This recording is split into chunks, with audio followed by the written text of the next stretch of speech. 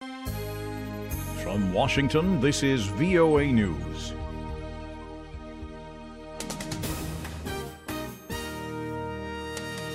I'm Jonathan Jones reporting.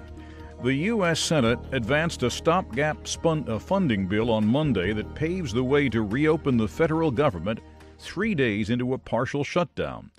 The shutdown was triggered in part by a partisan brawl over immigration. Democrats who had banded together to help defeat a funding bill late Friday signaled a wary acceptance of a Republican offer to address a range of immigration topics, including hundreds of thousands of undocumented immigrants brought to America as children. Their future was thrown into question when President Trump rescinded a program that allowed them to work and study in the United States. Democrats had been applauded by immigrant rights advocates for drawing a line in the sand Friday, but were blasted as weak-willed for taking the Republican deal. President Trump imposed stiff tariffs on imported solar panels Monday in an attempt to protect American manufacturing jobs.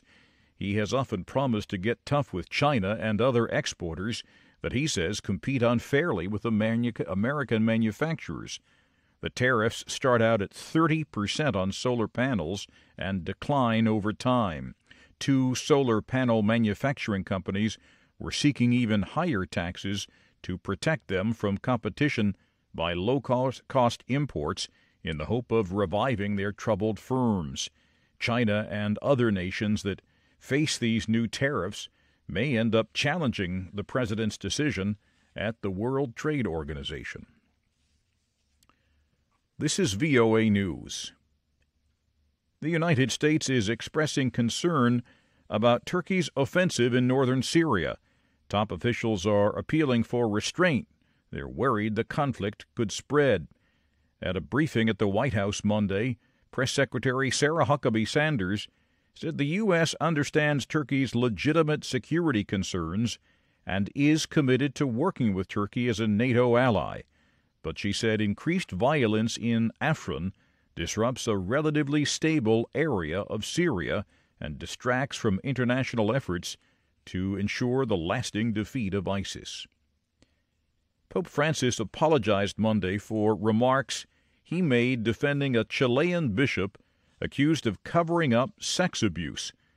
On a flight to Rome following a week-long trip to Chile and Peru, the Pope told reporters he was sorry for his choice of words and the tone of his voice when answering a reporter's question about Bishop Juan Barros last week.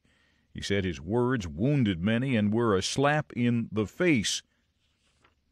The gradual repatriation of Rohingya Muslim refugees to Myanmar from Bangladesh, previously set to begin Tuesday, has been delayed. It's not immediately clear when the process will begin. Myanmar and neighboring Bangladesh recently completed an agreement to repatriate hundreds of thousands of Rohingya Muslims who fled Myanmar to escape a brutal military crackdown.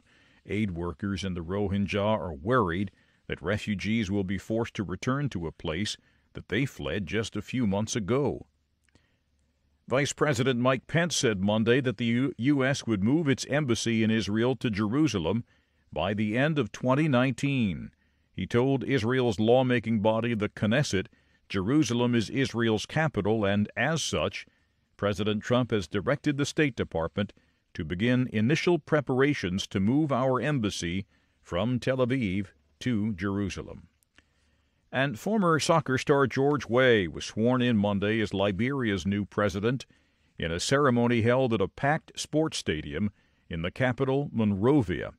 The ceremony was the first peaceful transition of power in Liberia in more than 70 years. The presidents of Gabon, Ghana, and Sierra Leone were in attendance, as were Weah's former fellow soccer stars. You can find more on these and other late-breaking and developing stories from around the world around the clock at voanews.com and on the VOA News mobile app. I'm Jonathan Jones reporting from the world headquarters of VOA in Washington. That's the latest world news from VOA.